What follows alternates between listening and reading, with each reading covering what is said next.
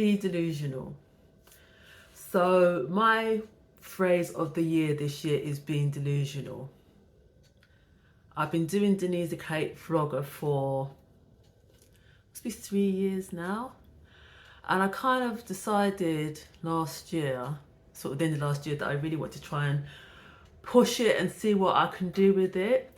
So what I do at the end of each year is I write a letter to my former self. So, for example, 31st of December 2023, I wrote a letter to myself, which I will be opening on the 31st of December 2024. And it's kind of like a letter which should basically say what I've achieved in 2024.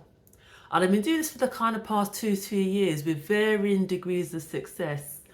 I'll be honest, a lot of the time when I open the letter, I might have achieved maybe one of those things, sometimes none.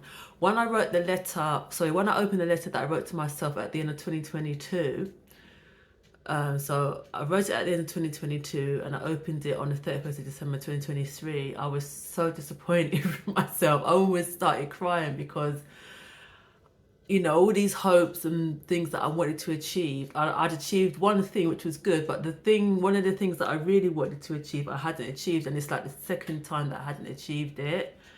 And I was just like, so, you know, what are you going to do this year to achieve that? So I'm hoping that that thing, which it'll be the third time I would have put it on my list, I do actually achieve it. So yeah, one of the things I put in there was being delusional. So when it comes to platforms, it's really weird because, you know, if you want to try to get any kind of sort of sponsorship or gifted, it's all about followers, isn't it, normally? And I do 3 platforms. So I do YouTube, TikTok and Instagram. And across the 3 platforms, the total amount of followers that I've got is about 1,000 across all 3, which is pretty low. You know, I'm what you would call a micro content creator. And you know, it's growing slowly. Though I've come to realize that a lot of the times it's not always about the whole followers, it's the value that you give. So, you know, this regardless of how many followers I have, I will never stop doing this because I really enjoy it. It's something that I really enjoy.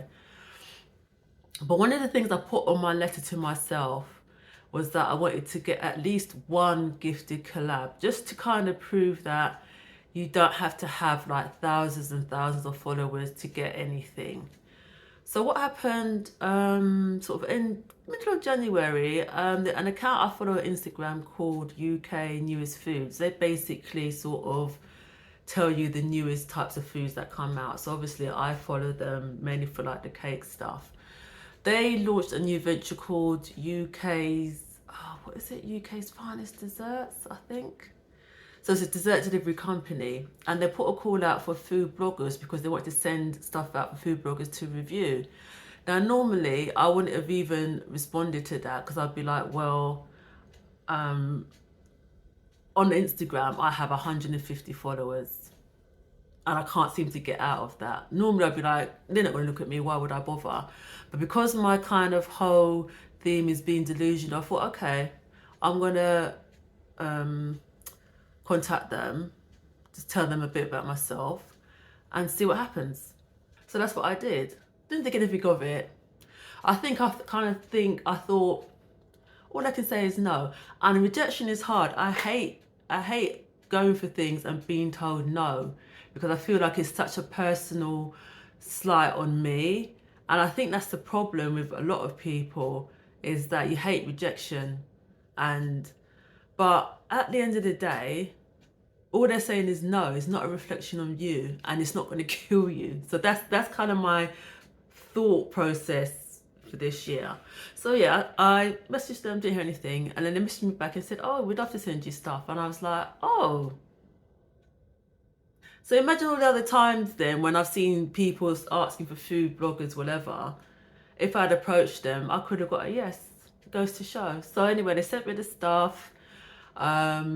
And I did my review, and I was just like, I was ecstatic. I remember telling my sister, I said, I got my first gifted collab. Can you believe it? For someone on Instagram with 150 followers. just goes to show.